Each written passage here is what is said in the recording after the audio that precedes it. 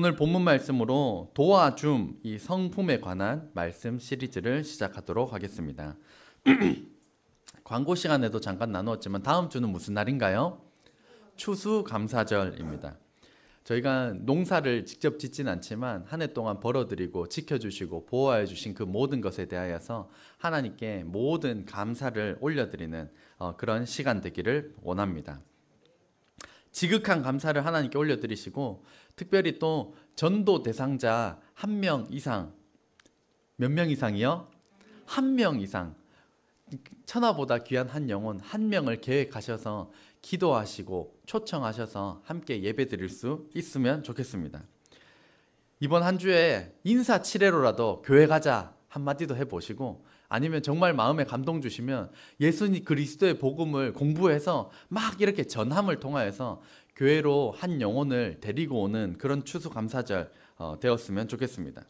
그래서 추수감사절 은혜로운 예배와 또 추수감사절은 특별히 또 맛있는 식사가 준비되는데, 이 식사와 또 깊은 교제로 초대 전도하시기를 바랍니다. 하실 수 있겠습니까? 따라해 보세요. 우리 교회 오세요. 이 간단한 말, 그 입이 잘 안 떨어진다. 우리 교회 오세요. 말이 잘 안 떨어지고, 한번 해봅시다. 예수님 믿으세요. 이 간단한 말이 입에 떨어지지 않지만 이번 한 주 꼭 기도하시고 실천하시길 바랍니다. 복음을 전하다라는 것에 해당하는 원어가 케리소인데요. 따라해 보시겠습니까? 케리소. 무슨 말인지 잘 모르겠어요. 케리소입니다. 케리소. 이게 전령이라는 뜻인데, 옛날에 전령이 하는 일은 왕의 명령이 딱 선포가 되고 나면 그거 받아가지고 따그닥 가가지고 왕의 명령이요 이렇게 전하는 것이 전령의 역할인데, 복음을 전하다라고 할 때 이게 케리소입니다. 그러니까 우리도 왕의 명령, 하나님의 명령이 떨어지면 따그닥 우리 교회 오세요, 예수님 믿으세요 이렇게 선포해야 하는 것입니다.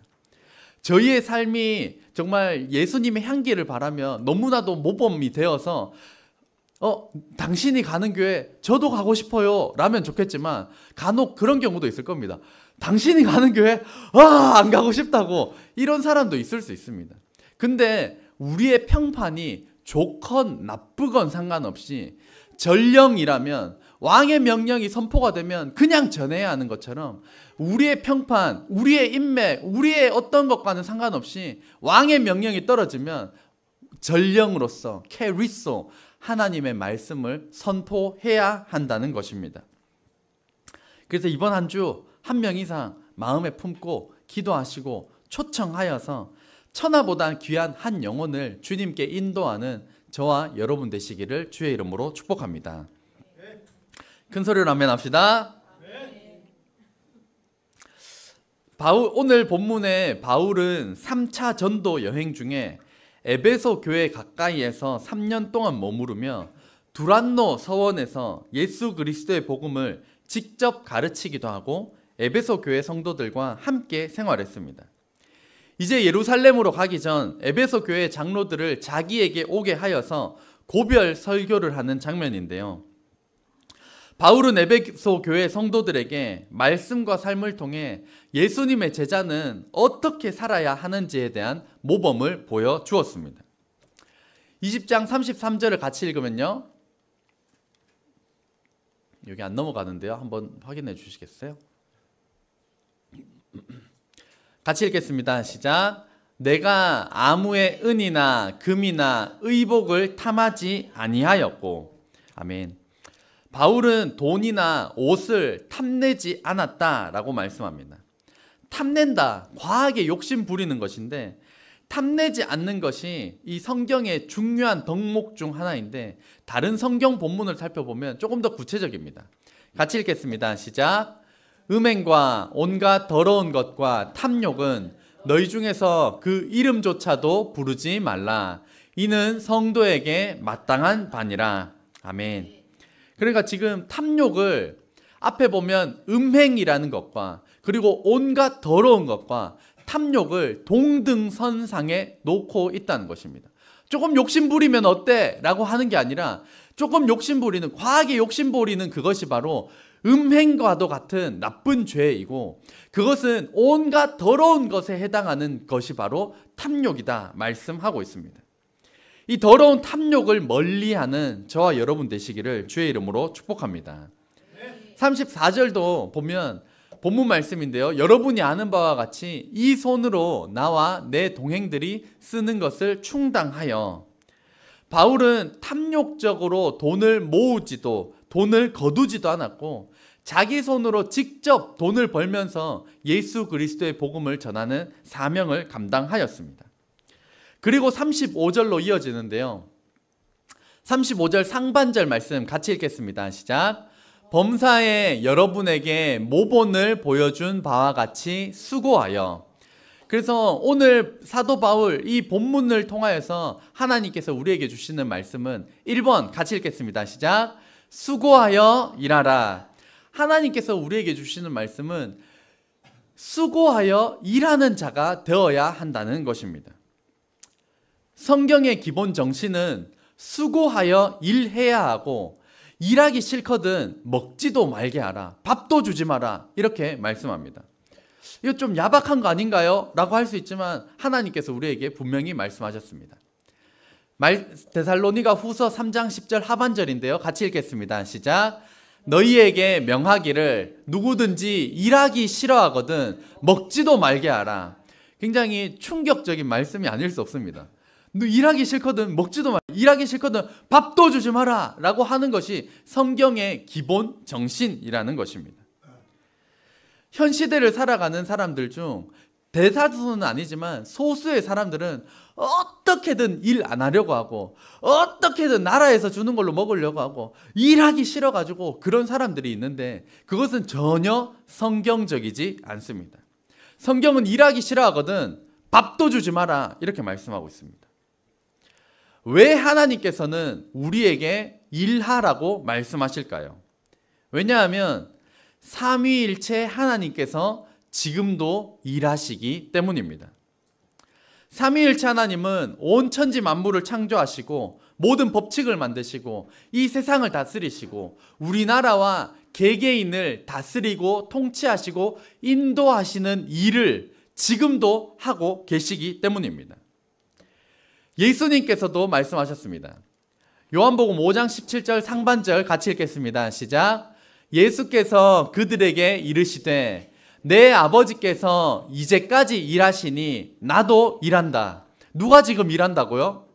예수님께서 아버지께서 일하시니까 나도 일한다. 좀 오버해서 말하자면 나도 밥 먹으려고 일한다. 예수님께서도 일한다. 아버지께서 일하시니까 나도 지금 일한다. 그러니 너희도 일해야 한다라는 것입니다. 우리가 일해야 하는 이유는 우리를 창조하시고 우리를 사랑하시는 삼위일체 하나님께서 지금도 일하는 분이시기 때문입니다. 일은 언제부터 생겼을까요?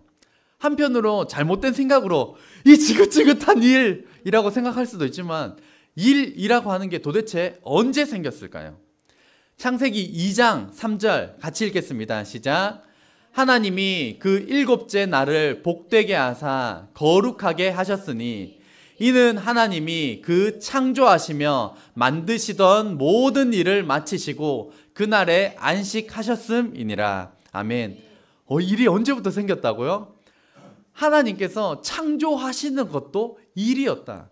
이 세상을 창조하시던 것부터 하나님께서 일하셨다라고 말씀하고 있습니다. 시점을 보자면 인간이 첫 번째 사람인 아담이 선악과를 따먹어 죄를 범하기 이전부터 범죄하기 전부터 일이 있었다라는 것입니다.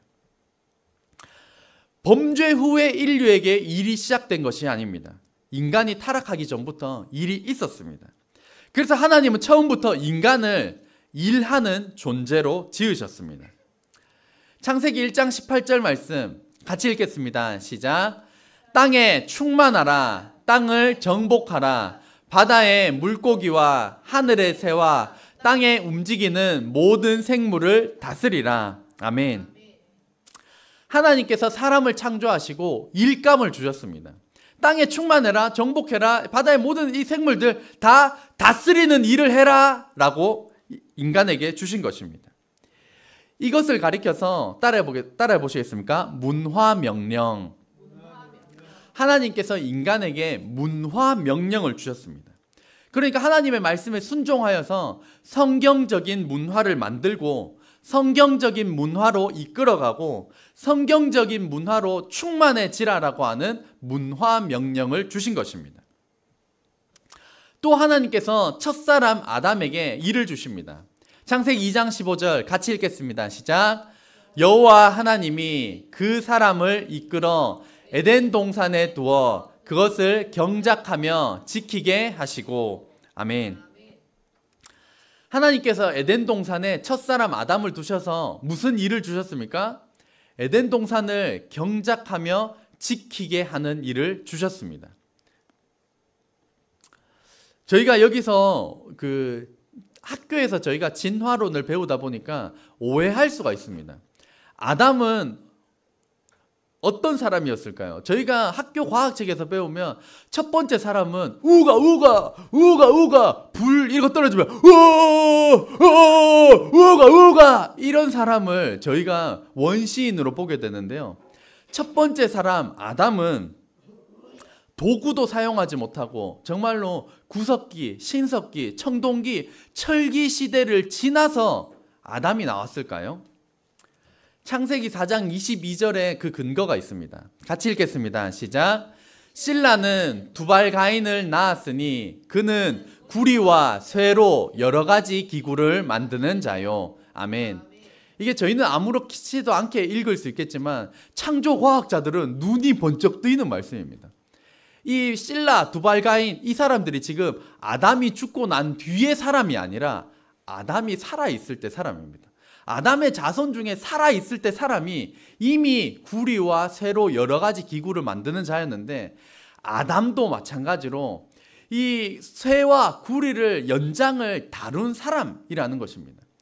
학교 과학책에서는 우가 이러다가 뭐 점점 사람이 똑바로 서가지고 뭐 구리 뭐 쇠 이렇게 가는데 성경은 그렇게 말하지 않습니다. 성경은 아담 하나님께서 창조하신 첫 사람부터 구리와 쇠를 만들었고 하나님께서 사람을 만드셨을 때 아담아 그러면 우가 이런 존재가 아니었습니다.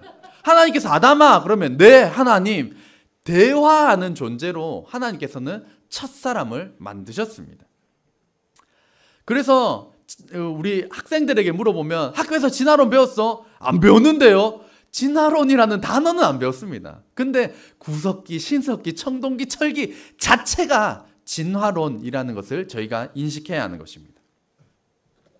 그리고 하나님께서 또 일을 주십니다. 같이 읽겠습니다. 시작. 여호와 하나님이 흙으로 각종 들짐승과 공중의 각종 새를 지으시고 아담이 무엇이라고 부르나 보시려고 그것들을 그에게로 이끌어 가시니 아담이 각 생물을 부르는 것이 곧 그 이름이 되었더라. 아멘. 하나님께서는 아담에게 장명하는 일을 맡기셨습니다. 첫사람 아담은 우가 아닙니다. 대화를 하였고 동물을 보고 새를 보면서 그 특징을 보면서 그 이름을 지어낼 수가 있었고 그리고 지어내는 것에 끝나지 않고 그 수만 동물의 이름들을 다 기억하는 슈퍼컴퓨터와 같은 존재로 하나님께서 아담을 창조하셨습니다. 그래서 그냥 제 생각인데 아담은 IQ가 200이 넘은 게 아니라 300이 넘는 뛰어난 존재였을 것이라고 생각을 합니다. 왜냐하면 아까 이렇게 기린, 호랑이, 사자 이렇게 지나가다가 기린을 딱 보고 난 다음에 너 호랑이였나? 이제 이러면 동물 세계가 혼란이 벌어질 텐데 아담은 동물의 특징을 다 살펴보고 새와 동물을 보고 수만 동물의 그 이름을 명확하게 지어주고 그것을 다 기억한 존재가 아담이었기 때문입니다. 아담은 선악과를 따먹기 전부터 하나님께서 일을 맡기셨습니다. 다만 범죄 이후에는 일의 강도가 높아졌다는 것을 알 수 있습니다. 3장 19절 같이 읽겠습니다. 시작. 네가 흙으로 돌아갈 때까지 얼굴에 땀을 흘려야 먹을 것을 먹으리니. 아멘. 하나님께서 일은, 노동은 원래 주셨던 것이었지만 범죄한 이후에는 땀을 흘려야 할 정도로 고된 노동, 게다가 죽을 때까지, 네가 흙으로 돌아갈 때까지, 죽을 때까지 땀을 흘려 일해야 하는 죄의 강도가 더해진 것이지, 선악과를 먹기 전, 죄를 짓기 전에도 하나님께서 사람을 일하는 존재로 지었다는 사실을 기억하는 저와 여러분 되시기를 주의 이름으로 축복합니다. 그래서 하나님은 인간을 무위도식, 아무 일도 하지 않고 놀고 먹는 존재로 만드시지 않고 일하는 존재로 창조하셨습니다. 그래서 우리가 잘못된 생각 중 하나는, 많이 배운 사람은 일을 덜 해도 되고 많이 못 배운 사람은 일을 많이 해야 된다라고 하는 것이 잘못된 생각입니다. 그것은 반성경적인 생각입니다. 왜냐하면 하나님께서는 사람을 일하는 존재로 지으셨기 때문에 이 노동은 죄의 결과가 아니라 타락하기 전에도 있었던 하나님께서 맡기신 신성하고 거룩한 것이 바로 우리가 감당하는 일이라는 것입니다. 그래서 고린도전서 10장 31절에는 먹든지 마시든지 무엇을 하든지 무슨 일을 하든지 다 하나님의 영광을 위하여 하라라고 말씀하고 있습니다. 하나님께서 보실 때는 나쁜 죄를 짓는 일을 제외하고는 하나님께서 보실 때 직업의 귀하고 천한 것은 없습니다. 세상 사람들은 사람들을 돈으로 평가할 때가 많습니다. 저희가 스포츠 스타들도 돈으로 평가합니다. 손흥민 선수 연봉이 100억이 넘는데요. 그러면 손흥민 선수 우와 하고 국내 선수 연봉 1억 에이 이렇게 사람들은 평가를 합니다. 연봉이 2천만 원이냐 억대냐 라는 것에 따라서 사람의 귀하고 천함을 나누기도 합니다. 하지만 하나님께서는 사람을 평가하실 때 돈의 많고 적음으로 평가하지 않으심을 믿으시기를 주의 이름으로 축복합니다. 또 세상 사람들은 어떻게 하면 적게 일하고 어떻게 하면 돈을 많이 벌 수 있을까를 고민하며 살아갑니다. 이것을 생각하다 보니까 제 고등학교 선생님이 떠올랐는데요. 제 고등학교 선생님은 언제나 매주 로또를 즐겨 사셨습니다. 로또를 사시면서 저희에게 매주 이야기를 하시는데요.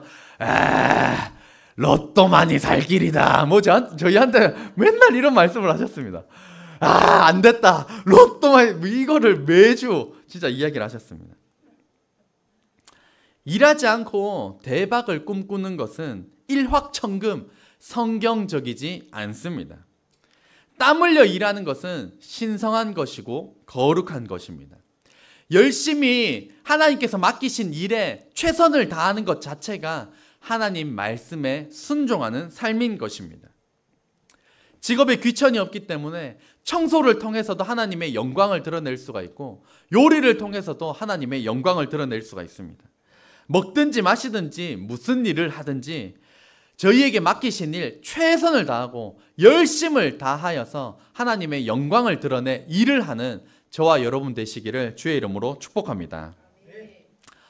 오늘 본문을 통하여서 우리에게 주시는 두 번째 말씀은 사도행전 2장 35절 같이 읽겠습니다. 시작.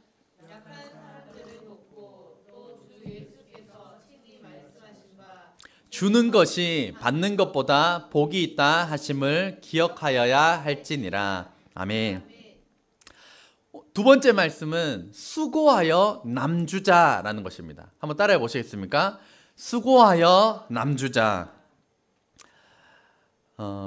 한동대학교에서도 그 두 번째 교훈이랄까요? 교목이랄까요? 그것이 바로 배워서 남주자라는 것인데 성경에 근거한 것입니다. 수고하여 남줘야 된다. 본문 말씀에도 보면 약한 사람들을 돕고 또 주 예수께서 친히 말씀하신 바 주는 것이 받는 것보다 복이 있다라고 말씀하셨습니다. 저희가 남 주기 위해서는 잘 배워야 합니다. 우리 명찬이도 있고 우리 유찬이도 있고 학생들이 있는데요. 내가 공부를 잘 해야 하는 이유는 뭐냐면 잘 배워서 남 주려고 남을 가르쳐 주려고 그렇게 하기 위해서 우리가 잘 배우고 수고해야 한다는 것입니다. 내가 나에게 수중에 가진 돈이 없는데 무슨 돈으로 남에게 베풀고 줄 수 있겠습니까? 그렇기 때문에 주기 위하여서 우리는 가져야 하고 주기 위해 벌어야 하는데 많이 버시기를 주의 이름으로 축복합니다. 많이 벌 수 있도록 능력을 키우시고 돈을 많이 버시길 바랍니다. 하나님 나라 사역하는데 이 땅에 재정이 많이 필요합니다. 신실한 사업가가 나오기를 주의 이름으로 축복합니다. 이 일본의 그 잘못된 문화를 꼬집는 것 중에 하나가 아르바이트가 비교적 전문직에 비해 스트레스가 적다 보니까 일본인들이 투잡, 쓰리잡 직장을 아르바이트를 몇 개를 하면서 스트레스 안 받는 일을 해 나가는 것인데 이것은 성경적이지 않습니다. 하나님께서는 우리가 하는 일에 전문가가 되기를 원하시고 그 전문직을 통하여서 하나님께 영광 올려드리기를 원하시는 것입니다. 그래서 좋은 기업, 좋은 사업장에 취직하려고 열심히 노력하시고 또한 좋은 기업도 창업하시기를 바랍니다. 저희가 그렇게 함을 통하여서 궁극적으로 하고자 하는 바는 수고하여 남주는 것, 이 약한 사람들을 돕기 위함임을 명심해야 합니다. 지적으로 약한 사람들이 있습니다. 지적으로 약하다라고 할 때 지체장애인이라는 것이 아니라 이 관점을 하나님에 대하여서 잘 모르는 사람들이 지적으로 약한 사람들이다라는 관점으로 살펴볼 때 무신론자, 진화론자 이들을 추앙하고 잘못된 지식으로 따르는 사람들에 대하여서 제가 조금 헷갈리게 적어 놓은 것 같은데요. 이들을 도울 수 있는 사람들 어떤 단체들을 제가 소개하려고 적어 놓았습니다. 그래서 이 이재만 선교사님, 김명현 교수님은 창조과학회 그리스도인들이십니다. 그러니까 이분들의 그 정보를 찾아보시고 혹은 강의나 유튜브를 찾아보시면 이 무신론이 잘못된 것에 대하여서 진화론을 깨뜨리고 성경적으로 볼 수 있는 관점들을 잘 가르쳐 주시는 분들입니다. 기억하셨다가 제가 여러 가지를 지금 소개해 드릴 건데요. 좀 관심 있는 분야가 있으시면 적어놨다가 꼭 찾아보시길 바랍니다. 그래서 무신론, 진화론 이것을 깨뜨리는 이재만 선교사님, 김명현 교수님이 계십니다. 그리고 저희가 이 세상 문화를 바라볼 때 기독교를 비하하는 영화와 드라마들이 쏟아져 나오고 있는 실정입니다. 저는 지금 제가 적어 놓은 거를 하나도 안 봐서 제가 이제 들은 걸로만인데요. 오징어 게임, 마스크걸, 수리남, 더글로리, 불신지옥, 독 이런 것들이 다 크리스천을 거기 넣어서 악랄한 잣대로 그 나쁜 짓을 하는 사람은 다 기독교인으로 설정해 놓았습니다. 왜 감독들이 그렇게 설정해 놓았을까요? 그들이 의도하는 바가 분명히 있다는 것입니다. 이것들을 저희가 알고 봐야 하고 우리 사회가 우리 그리스도인들을 바라보는 시각이 어떠하다는 것을 알아서 저희가 또한 그것을 깨뜨리기 위한 노력도 많이 해가야 할 것입니다. 또한 저희 교회가 대대적으로 포괄적 차별금지법, 이 법안에 대하여서 반대 운동을 펼치고 있는데요. 그것이 뭐 동반자법이라든지 가족부양자법이라든지 학생인권조례라든지 여러 가지 이름으로 나와 있습니다. 그래서 포괄적 차별금지법, 이 성정체성과 성적 지향을 인정하는 포괄적 차별금지법을 저희가 반대하는데요. 반대하는 운동을 대표적으로 벌이시는 분들이 길원평 교수님, 김지연 약사님이 계십니다. 그래서 내가 포괄적 차별금지법 좀 제대로 알고 싶다 하시는 분들은 이분들을 꼭 찾아서 들어보시기를 바랍니다. 그리고 신체적으로 약한 사람들을 우리가 도와야 합니다. 신체적으로 약한 사람들은 장애인, 노약자 등 다른 부류들이 존재할 것입니다. 그 가운데 저희가 다니엘 기도회를 통하여서 만나본 임정택 대표라는 분이 계신데요. 이분은 향기 내는 사람들, 이 법인을 통하여서 히즈빈스라고 하는 카페를 운영하고 계십니다. 이 카페, 이 단체의 특징이 뭐냐면 대부분 정신지체 장애인을 고용하여서 사업을 운영한다라는 점입니다. 이분들뿐만 아니더라도 너무나도 많은 분들이 계시겠지만 저희가 다니엘 기도회를 통해 만난 이분은 어쨌든 장애인들을 주로 고용하고 이 확산 운동을 펼치시는 일을 하는 분입니다. 또 저희가 어르신의 안부를 묻는 우유 배달이라고 하는 이 사업, 법인을 운영하시는 분이 호용한 목사님이십니다. 이 단체가 하는 일은 매일 어르신들 집에 우유를 배달하는 일인데, 오늘 배달했으면 어르신이 집에서 우유를 가져다가 마시거나 집에 보관을 할 텐데, 다음날 갔는데 2개, 다음날 갔는데 3개라고 한다면 어르신의 건강상에 뭐가 문제가 있을 거다라고 판단을 하고 교회에 연락을 하고 경찰에 연락을 해서 혹여나 어르신이 돌아가시더라도 시신이 한 주, 한 달 방치되지 않도록 하는 그런 사역을 하는 단체가 어르신의 안부를 묻는 우유 배달이었습니다. 그래서 이것을 함께 열심히 배달 하시면서 쫓아다니신 분이 김봉진 집사님이신데, 지금 저희가 배달 앱 배달의 민족 사용하시나요? 배달의 민족을 개발하신 분이 바로 김봉진 집사님이십니다. 그래서 그것도 너무 선한 마음에 시작된 것이 배달의 민족이었고, 지금은 이제 일선에서 물러나셨습니다. 또 저희가 주위를 둘러보면 영적으로 약한 사람들을 도울 수 있습니다. 영적으로 약한 사람들은 신앙에 문제가 있을 텐데 대부분은 이 목회자, 사역자들이 이들을 케어하게 될 것입니다. 혹시 이런 말 들어보셨나요? 성경과외, 성경학원, 이런 말 들어보셨나요? 이런 것이 일어나는 우리 대한민국의 교회가 되기를 간절히 소망합니다.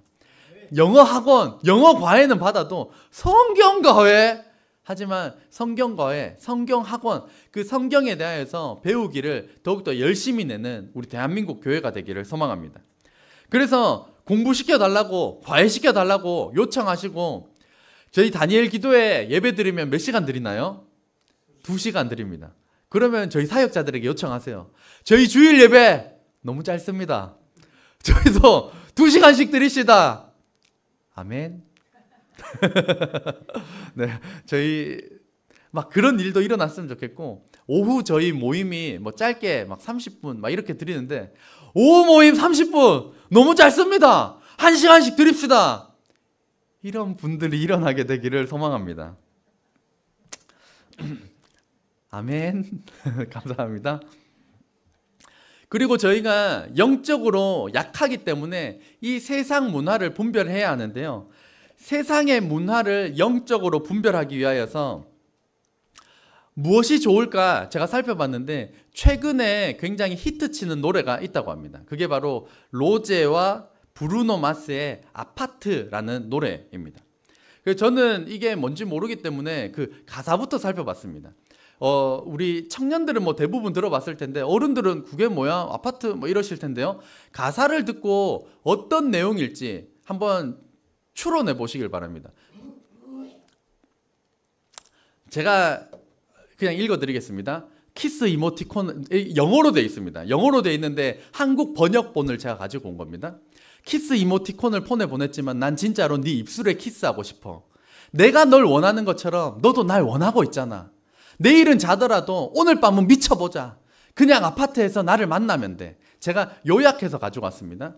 이 아파트를 클럽으로 바꾸자. 술 마시고 춤추고 담배 피고 흥하고 밤새도록 파티와 건배. 내가 널 원하는 것처럼 너도 날 원하고 있잖아. 그러면서 갑자기 영어 가사가 줄지어서 등장을 합니다. Hold on, hold on. 기다려. I'm on my way. 나 지금 가고 있어. Yeah. I'm on my way. 나 지금 가고 있어. 이렇게만 하면 좀 어떤 느낌인지 좀 원래는 이게 뭐 술 게임이라고 합니다. 뭐 사람들 술 마시자고 모여가지고 뭐 아파트 10층 그러면 손 막 내가지고 막 뭐 올려서 더 걸리는 사람이 술 마시는 게임으로 만든 노래라고 하는데요. 이것이 외국 사람들과 이게 돈을 벌기 위한 상업적인 목적이 들어가면서 제가 주목했던 부분은 뒷부분 영어 부분입니다. 영어 부분 이거를 영상으로 보면 굉장히 즐겁고 춤추고 노는 뭐 선정적이다라는 느낌을 받을 수가 없는데요. 근데 저는 이게 좀 한 번이 아니라 2번이 반복되더라고요. 그래서 이거 뭔가 좀 걸리적거린다, 이거 뭔가 좀 냄새난다 라고 해가지고 그 인터넷 검색을 좀 해봤는데, 정확한 해석이 잘 안 나와서 제가 챗 GPT에다가 물어봤습니다. 챗 GPT에다가 I'm on my way와 hold on 이것이 성적으로 쓰일 수 있는 거냐라고 물으니까 이 챗 GPT는 이렇게 답을 했습니다. 글자가 좀 작은데요. 제가 읽어드릴게요. I'm on my way와 hold on을 함께 사용하면 이 두 표현은 절정에 거의 도달했으니 기다려달라라는 말을 암시할 수 있습니다. 곧 절정에 다다를 거야. 하지만 잠깐만 기다려. 조금 더 참아 라는 뜻으로 해석될 수 있습니다. 요약! I'm on my way. 오르가즘에 가까워지고 있다. 곧 도달할 거야. hold on. 조금 더 참아. 기다려. 계속 진행해. 두 표현은 성적인 문맥에서 상대방에게 오르가즘에 가까워지고 있다는 신호를 보내거나 절정을 조금 더 늦추려는 의도로 사용될 수 있습니다. 그래서 이거는 제가 과장되게 해석했기를 바랍니다. 하지만 이 한국 분이 이 로제라는 분이 기독교인이고 제일 처음에 이 노래를 만들 때 술 게임이다 보니까 제일 처음에 노래를 만들자라고 했다가 제가 생각할 때 하나님께서 주시는 마음이 아닌 것 같다. 술 게임으로 노래라니 만들지 말자라고 했는데 이미 같이 작업한 사람들이 너무 좋다고 진행해 버리자고 했기 때문에 물리지 못한 노래라고 인터뷰를 하였습니다. 그래서 이 노래가 얼마나 히트를 쳤는가 3주 만에 3억 뷰를 끊었습니다. 그러니까 한 주에 1억 번씩 사람들이 봤다는 것입니다. 상상이 되시나요? 한 주에 1억 뷰가 찍혔습니다. 그래서 이 노래를 저희 셋째인 하엘이가 부릅니다. 아파트 아파트 아파트 아파트. 굉장히 뭐 중독성이 있다고 하더라고요. 근데 이제 제가 주목하는 부분이 성적인 내용이 들어가 있으니까 제 자녀가 성적인 노래 아무것도 모르고 부르기를 원하지 않는다는 것입니다. 저희 아이들도 이 노래를 이미 알고 있고 대학생들 다 듣고 있고 중고등학생, 초등학생 할 것 없이 다 듣고 따라 부르고 있는 실정입니다. 그런데 상업적으로 만들기 위한 사람들의 손에 들어가면 단순히 술 게임에서 머무는 것이 아니라 그 가운데 잘 눈치채지 못하게 성적인 것 안에 넣어놓는 이 노래를 우리 다음 세대가 그냥 따라 부르고 한다는 것입니다. 한 가지만 가지고 오면 너무 우길까봐 제가 예전에도 많이 나눴었는데요. 강남스타일입니다.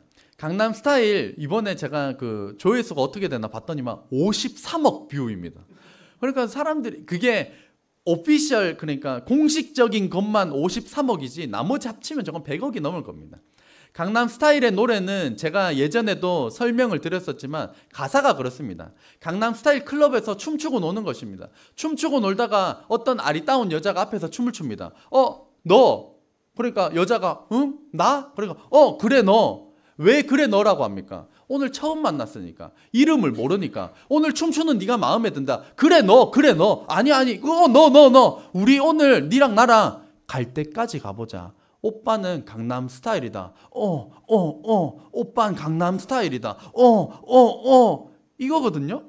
이게 전 세계의 성관계, 원나잇 하는 성관계 문화라고 전 세계에 53억 뷰를 찍었는데 이거를 그런 식으로 해석하지 않습니다. 그냥 막 싸이가 나와가지고 이렇게 하니까 말 타는 것보다 재밌나 보다 이렇게 하지만 그 안에 성적인 메시지 이름도 모르지만 너 오늘 나랑 잔다. 갈 때까지 간다. 오빠는 강남 스타일이다. 이것이 우리나라 대한민국 강남의 문화다라고 전 세계에 떠벌린 노래입니다. 그리고 제가 젊은 세대에 비해서는 제가 벌써 옛날 사람이기 때문에 요즘 노래를 제가 잘 모르겠더라고요. 그래서 옛날 노래 중에 가수 B씨의 레이니즘이라는 노래가 있었습니다. 나이가 좀 있으신 분들은 다 아실 텐데요. 이게 그렇습니다. 제가 춤을 못 추지만 말가나 배보이 막 이렇게 춤추면서 하는 노래인데요. 그 대표적으로 인기를 끌었던 게 왜 그러냐면 B씨가 막 이렇게 합니다. 막 이렇게 막 쉬는 소리를 내면서 막 춤을 추거든요. 남자가 봐도 굉장히 섹시하고 멋집니다. 하지만 그 가사 중에 뭐가 있냐면 이제 또 매직 스틱이라고 해가지고 남자의 성기를 상징하고 여자와의 성관계가 있는 대목이 들어갔기 때문에 그게 19금으로 판정이 났습니다. 근데 워낙 인기가 있으니까 그냥 흘러 갔지만 19금 판정을 받고 그 단어가 문제가 됐음에도 불구하고 다 그냥 사람들 가사 신경 안 쓰고 다 따라하고 레이니즘 막 다 따라하고 했습니다. 세상의 문화는 재밌고 달콤하고 멋지고 하는 것 뒤에 성적인 메시지를 마구마구 집어넣고 있다는 것입니다.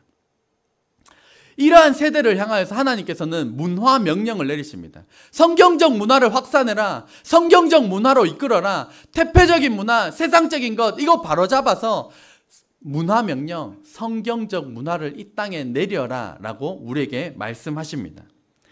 성경적 문화 명령에 순종하는 저와 여러분 되시기를 주의 이름으로 축복합니다. 마지막으로 정서적으로 약한 사람들을 우리가 돌보아야 합니다. 정서적으로 약한 사람들, 우울증, 외로움, 공허함, 공황장애 여러 가지 질병들이 있을 것입니다. 이것과 관련하여서 다니엘 기도회에서 남경필 집사님이라고 하는 전 경기도 지사분이 나오셨습니다. 이분은 본인도 이혼하였고 재혼한 이 아내분도 이혼을 하였지만 그 두 가정이 어쨌든 재혼을 하였고 아름다운 가정을 이루어 나가고 있었지만 그의 장남이 마약 중독에 빠졌습니다.